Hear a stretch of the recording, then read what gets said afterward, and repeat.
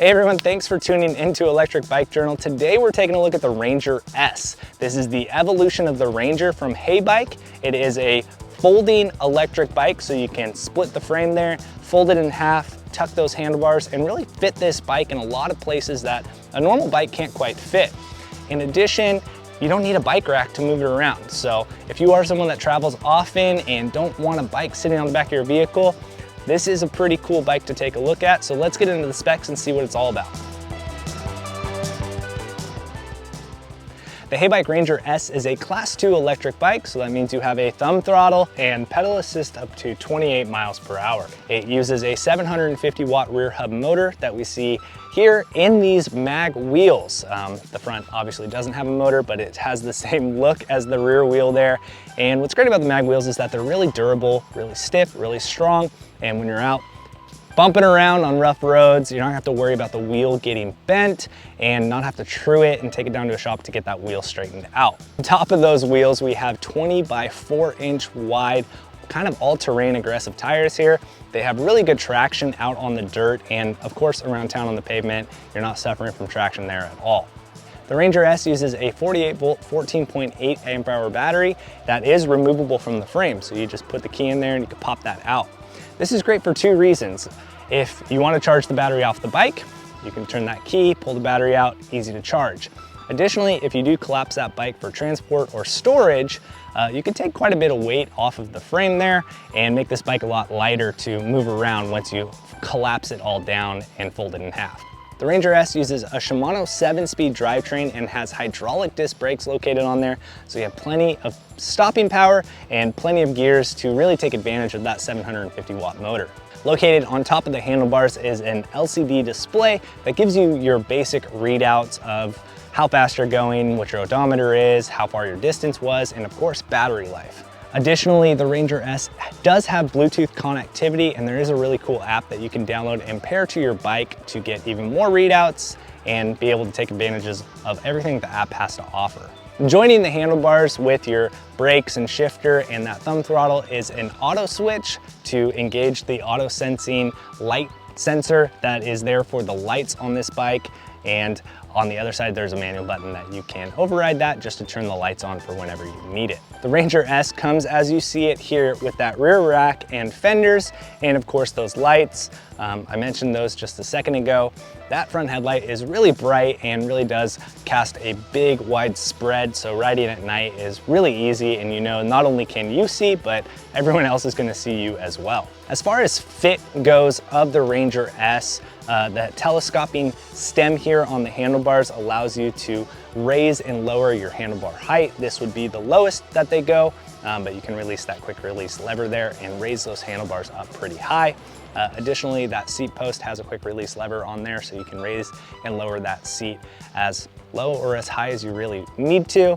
Now, we mentioned the tires being able to offer a lot of grip and being those nice big fat tires. They're pretty comfortable. Another thing making the Ranger S pretty neat is the addition of a front suspension fork. There is a lockout there and a preload there, so you can kind of fine tune that to get a little bit more comfort out of it on those bumpy roads. Well, now that I've shared what the Ranger S is made of, let's get into how it rides. All right, well, just a quick test on the Ranger S here. I'm in the easiest pedaling gear. The bike's off right now, and it's you know, it's slow pedaling, but feel comfortable, feel confident, but most importantly here, it's the fact that it is an e-bike. So we're gonna get it up in pedal assist mode 1 and start pedaling. You hear that motor kick in and kind of feel it a little bit, revving up and getting some power into it. Mode 2, big jump. Big jump from kind of 10 miles an hour, 12 miles an hour-ish, up to about 15 is where it'll support you. And we'll go mode 3 here. Big kick up to that 20 mile an hour mark. Pedal assist 4. Kind of pull you back a little bit. It's got enough power.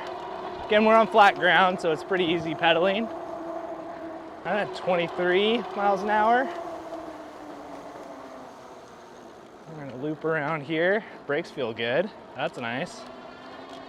Wow, mode 4 really gets you up pretty quick again.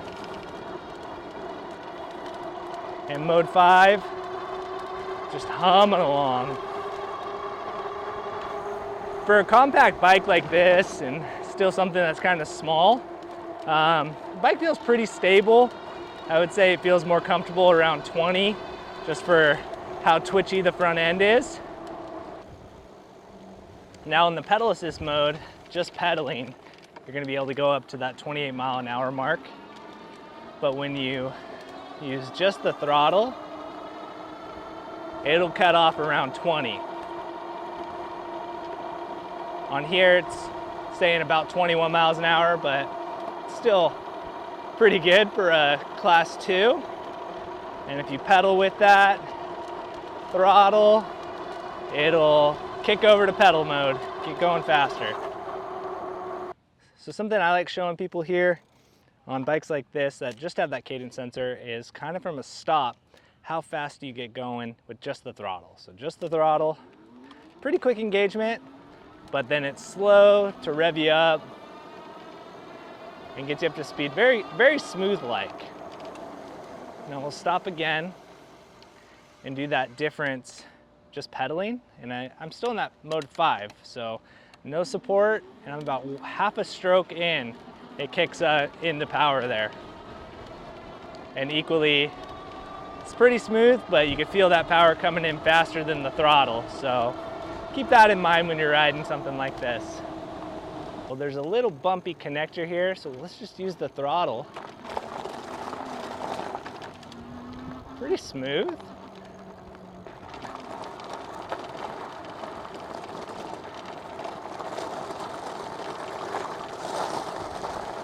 Nice loose rocks, it's gripping pretty well and feels pretty smooth in here. That front fork does a decent job. Most gravel paths are like this, kind of what I'm riding here on the side of the road, and it's really smooth. Hit those bumps, feels good. It's a bigger bump, not so bad.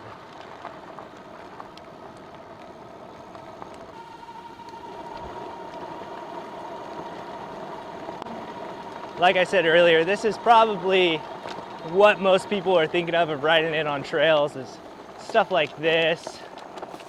Nice gravel paths. Just in case someone's walking, we'll slow down a bit.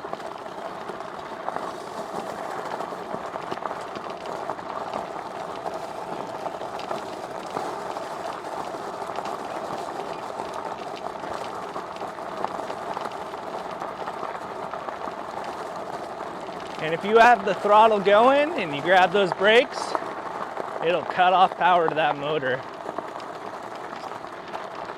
which is a nice little safety feature.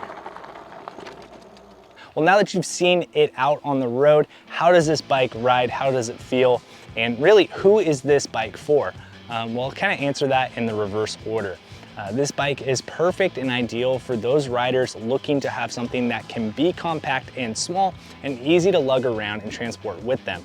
So if you are maybe retired, or maybe just someone that travels often, has some sort of travel rig like a van or maybe even an RV, this can fit in a lot of places that really just a full-size bike can't, unless you have a bike rack.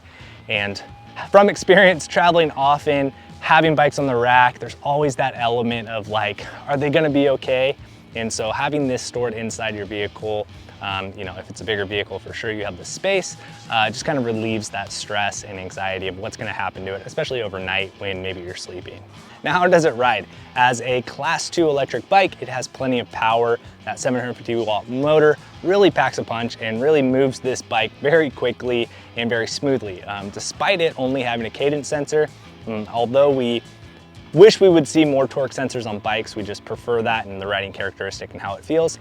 In this platform, in this bike specifically, the cadence sensor is totally fine, and really you don't notice it a lot. I found myself really using the thumb throttle quite a bit to pedal this bike around, or I guess not pedal this bike around, and it really just kept up well. The throttle's really responsive and almost was a little bit more controlled feeling using the throttle than it did pedaling, just not having that delay of like half a pedal stroke while pedaling.